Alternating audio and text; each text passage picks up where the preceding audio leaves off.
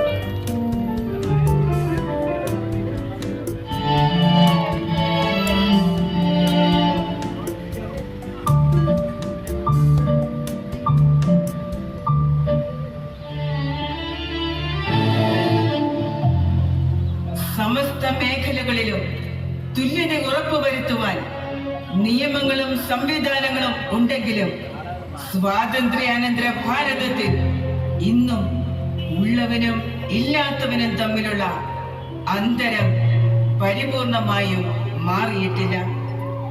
ഉള്ളവനും ഇല്ലാത്തവനും എന്നത് എല്ലാ രംഗങ്ങളിലും കാണാൻ കഴിയും. അത് തൊഴിലവസരമാകട്ടെ, ആനുകൂല്യങ്ങളാകട്ടെ, ലിംഗവ്യത്യാസമാകട്ടെ, മുതിർന്നവരും കുട്ടികളുമാകട്ടെ, ജാതി സമ്പ്രദായമാകട്ടെ, പണമാകട്ടെ, ഇങ്ങനെ പലതും.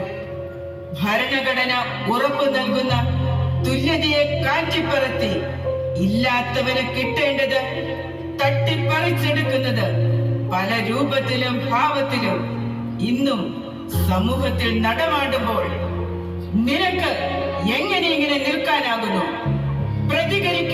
പ്രതികരിക്കാനല്ലേ പറഞ്ഞത്? നിനക്ക് നിന്റെ കാര്യം, നീ നിന്റെ സഹോദരന്റെ കാവൽക്കാരനാണോ?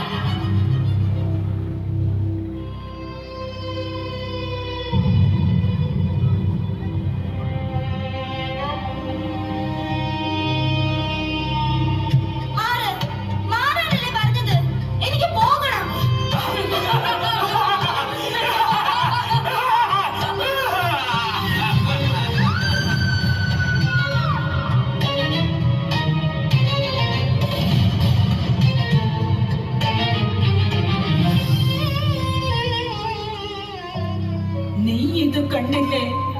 ഒരു പെൺകുട്ടി പിച്ചി ചീന്തപ്പെട്ടത്. അനുദിനം എത്ര വാർത്തകളാണ് കേൾക്കുന്നത്. പെണ്ണായി ജനിക്കാതിരുന്നെങ്കിലെന്ന് ഓരോ പെണ്ണും ചിന്തിച്ചു പോകുന്ന ക്രൂരത സമൂഹത്തിലാകെ പെണ്ണിന് നേരെ നടക്കുന്നു. കുറ്റക്കാർ നിയമത്തിന്റെ മുൻപിൽ പലപ്പോഴും എത്തപ്പെടുന്നില്ല.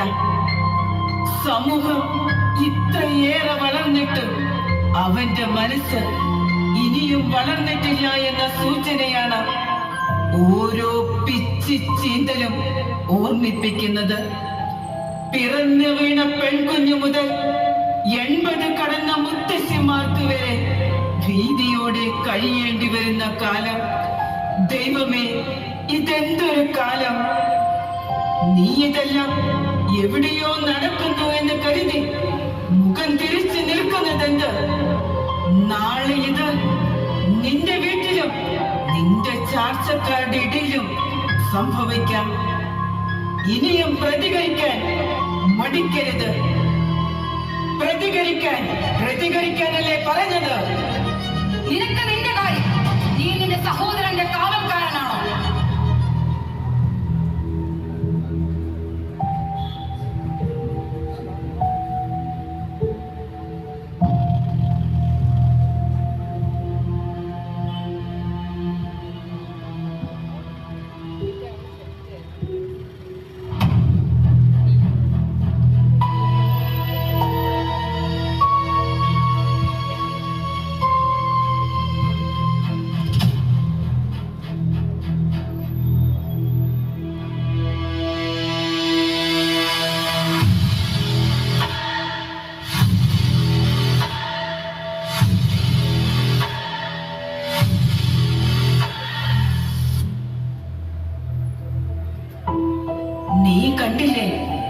ശുഭമായ ഭാവിയും അനന്തമായ സാധ്യതകളുമുള്ള ഒരു ചെറുപ്പക്കാരി, വീട്ടുകാരുടെ പ്രതീക്ഷ, നാടിന്റെ അനുഗ്രഹമായി മാറേണ്ടവൾ.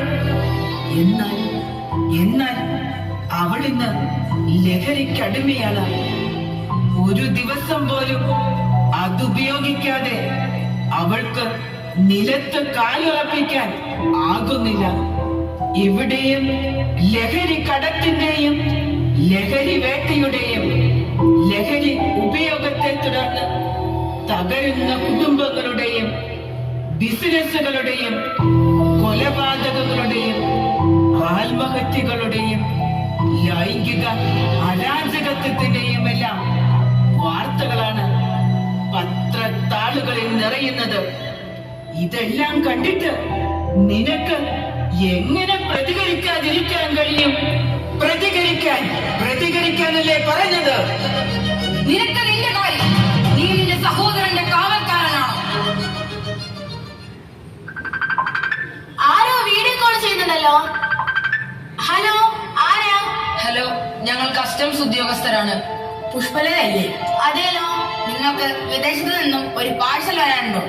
ഉണ്ട്, എന്റെ മോളുടെ. ആ പാഴ്സൽ ഇപ്പോൾ ഞങ്ങളുടെ കൈവശമുണ്ട്. നിങ്ങളുടെ കൈവശമോ? അതെങ്ങനെ നിങ്ങളുടെ കൈവശമെത്തി? ആ പാഴ്സലിൽ എന്താണുള്ളത്? ചോക്ലേറ്റുകളാണ്. ചോക്ലേറ്റിലോ? അതിൽ ലഹരി മരുന്നുകളായിരുന്നുള്ളത്. അയ്യോ, ലഹരി മരുന്നുകളോ? അതെങ്ങനെ സംഭവിച്ചു? അതൊന്നും ഞങ്ങൾക്കറിയില്ല. നിങ്ങൾ ഈ കേസിൽ പെടാതിരിക്കണമെങ്കിൽ 50 ലക്ഷം രൂപ ഞങ്ങൾക്ക് തരണം. 50 ലക്ഷം രൂപയോ? എന്റെ കയ്യിലാകെ 25 ലക്ഷമേ ഉള്ളൂ. അതെങ്കിൽ അത് ഫണ്ട് ഇപ്പോൾ തന്നെ ട്രാൻസ്ഫർ ചെയ്യൂ.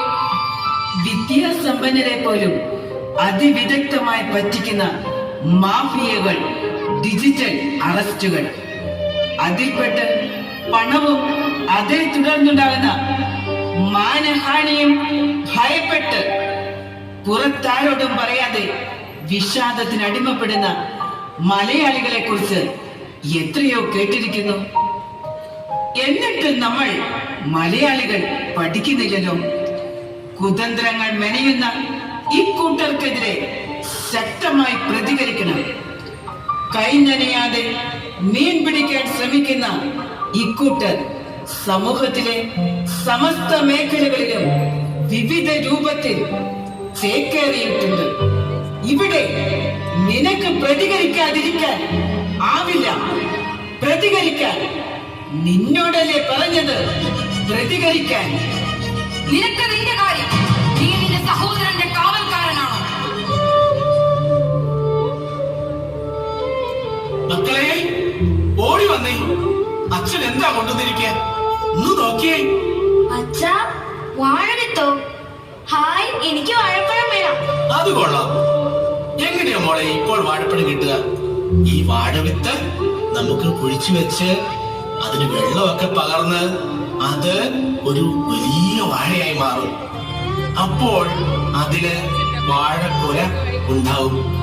അത് നമുക്ക് പഠിപ്പിച്ച് നമ്മുടെ കൊതി തീരോളം കഴിക്കണം. എന്റെ മകളെ, എന്ത് ആശിച്ച അച്ഛൻ ഈ കൊണ്ടുവന്നറിയാവോ? അയ്യോ, എന്നാ നമുക്ക് നടാം.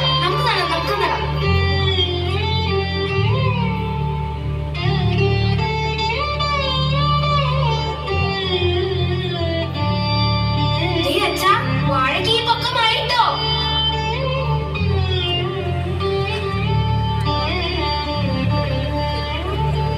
മോളെ നോക്ക്, വാഴ എന്നെക്കാട്ടിലും ഉയരം എത്തി കേട്ടോ.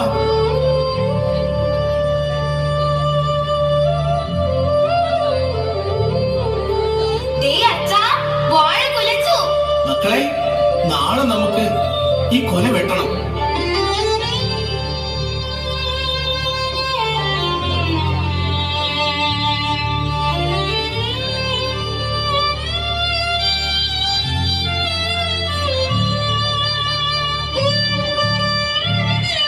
കൊല നന്നായിരിക്കണം.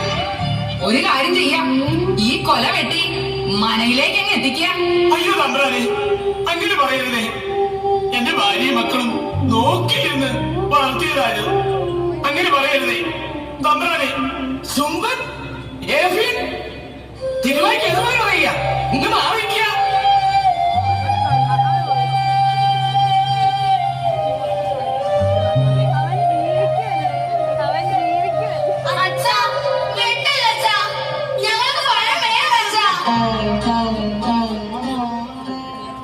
സ്വാതന്ത്ര്യം നേടിയിട്ട് ഏറെക്കാലം കഴിഞ്ഞു.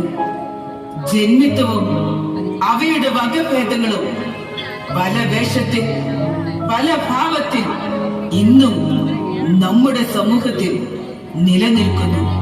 നിങ്ങളാകാം, അതോ ജന്മിയുടെ സ്ഥാനത്താണോ നിങ്ങൾ? സമൂഹത്തിൽ മാറ്റമിട കാറ്റ് ഇനിയും വീശപ്പെടാത്ത കോണുകളും കിടങ്ങുകളും ഏറെയുണ്ട്.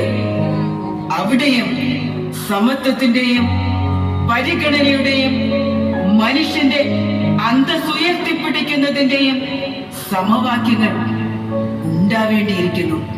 അതിന് നീ പ്രതികരിക്കണം.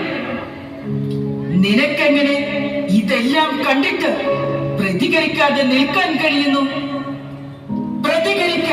പ്രതികരിക്കാനല്ലേ പറഞ്ഞത്? നിനക്ക് നിന്റെ കാര്യം. നീ നിന്റെ സഹോദരന്റെ കാവൽക്കാരനാണോ?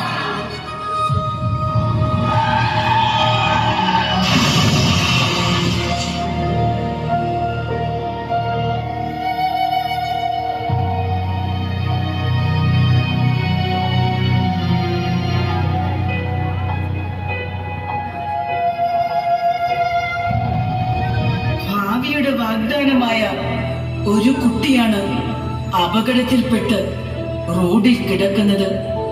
എന്നിട്ടും കണ്ടവരെല്ലാം അവളെ കടന്നുപോയത് എത്ര ലാഘവത്തോടെയാണ്.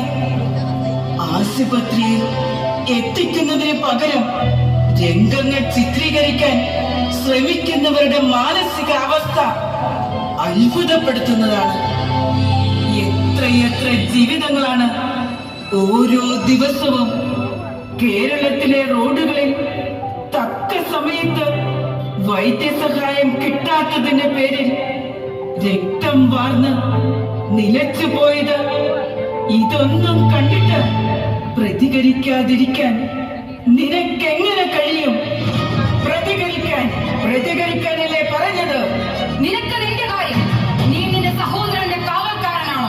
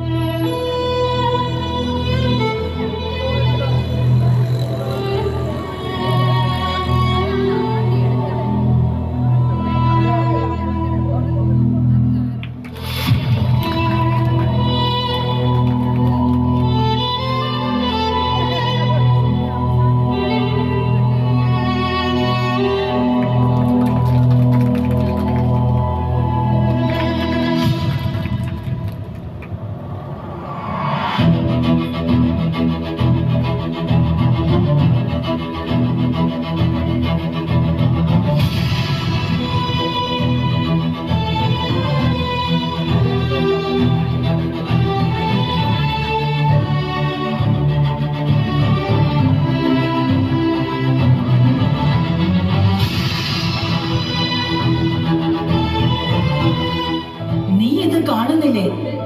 രാഷ്ട്രീയ മത സാമൂഹിക സംഘടനകളിലും പ്രസ്ഥാനങ്ങളിലുമെല്ലാം അവിശ്വാസത്തിന്റെയും ഒരുമയില്ലായ്മയുടെയും അധികാരമോഹത്തിന്റെയും നിക്ഷിപ്ത താല്പര്യത്തിന്റെയും കാലുവാരലിന്റെയുമെല്ലാം അനുഭവങ്ങളാണ് സമൂഹം കണ്ടുകൊണ്ടിരിക്കുന്നത്. എത്രയോ നല്ല കമ്പനികൾ, പ്രസ്ഥാനങ്ങൾ, രാഷ്ട്രീയ മത സംഘടനകൾ പുഴുക്കുത്തുകളേറ്റ് പൊള്ളയായി തകർന്നു പോയിരിക്കുന്നു. ആരെയും വിശ്വസിക്കാനാവാത്ത അവസ്ഥ. അഴിമതി അതിന്റെ ഉച്ചയിൽ എത്തിയിരിക്കുന്നു. ഇവിടെയെല്ലാം മാറ്റങ്ങൾ ഉണ്ടായേ മതിയാകൂ. എങ്കിൽ മാത്രമേ ഈ നാടിന് ഉയർച്ചയുണ്ടാകൂ. അതുകൊണ്ട് നീ ഇങ്ങനെ നിൽക്കാതെ ഇറങ്ങണം. പ്രതിസന്ധികളിൽ, പരാജയങ്ങളിൽ ഇനി രക്ഷയില്ല എന്ന് കരുതുന്ന സമൂഹ മനസാക്ഷിക്ക് പ്രതീക്ഷയുടെ, പ്രത്യാശയുടെ പൊൻകിരണമായി നീ ഉണ്ടാവണം. പ്രതികരിക്ക്. നിന്നോടല്ലേ പറഞ്ഞത് പ്രതികരിക്കാൻ? നിനക്ക് നിന്റെ കാര്യം. നീ നിന്റെ സഹോദരന്റെ കാവൽക്കാരനാണോ?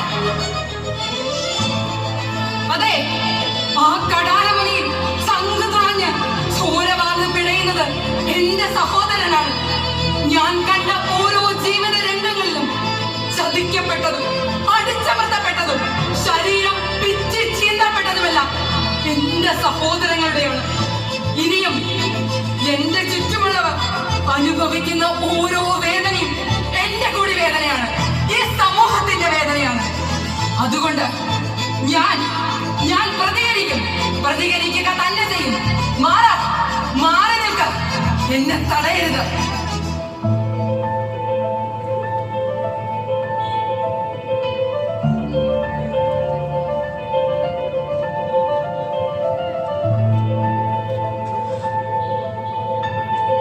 അതെ, സമൂഹത്തിന്റെ തടസ്സമില്ലാത്ത ഒഴുക്കിന് പ്രതിബന്ധമായി 100,000 പ്രശ്നങ്ങളാണ് അനുദിനം ചുറ്റുപാടും സംഭവിച്ചുകൊണ്ടിരിക്കുന്നത്. ഇതെല്ലാം വായിച്ചും കേട്ടും പത്രക്കടലാസ് പോലെ തള്ളിക്കളഞ്ഞ് സ്വസ്ഥമായി ജീവിക്കാൻ മനസാക്ഷിക്ക് ഒരിക്കലും കഴിയില്ല. പ്രശ്നങ്ങളുണ്ടെങ്കിൽ അതിന് പരിഹാരവുമുണ്ട്. എന്നാൽ നാമെല്ലാം പരിഹാരത്തിന് ശ്രമിക്കാതെ തൻകാര്യം നോക്കി ഓടിയകലുന്നു. ഇനിയും ഈ നിലപാടാണ് നമുക്കുള്ളതെങ്കിൽ നമ്മുടെ സമൂഹം ഏറെ വില കൊടുക്കേണ്ടി വരും. ഞാൻ ഒരാൾ വിചാരിച്ചിട്ട് എന്ത് കാര്യം എന്ന പതിവ് പല്ലവി ഇനി ഉരിയാടരുതേ. ഞാൻ വിചാരിച്ചാലും ചിലതൊക്കെ നടക്കും എന്ന് ചിന്തിക്കുക. ഇരുട്ടിനെ പഴിച്ചിട്ട് കാര്യമില്ല. ഒരു തിരി തെളിക്കാനുള്ള ധൈര്യം ഇനിയും അവശേഷിച്ചിട്ടില്ലെന്നാണോ? ഒരിക്കലുമല്ല. നാം വിചാരിച്ചാൽ ഇരുട്ടിനെ മാറ്റി ചുറ്റുപാടിനെ പ്രകാശപൂരിതമാക്കാൻ കഴിയും. സമൂഹത്തിലെ ഓരോ വ്യക്തിയും ഈ ഒരു ബോധ്യത്തിലേക്ക് വന്നാൽ നമ്മുടെ സമൂഹം, നമ്മുടെ നാട്, നമ്മുടെ രാജ്യം, ലോകം തന്നെ പ്രകാശമാനമാകും. തീർച്ച. വരൂ, ഇരുട്ടിനെ പഴിക്കാതെ തിരി തെളിക്കൂ.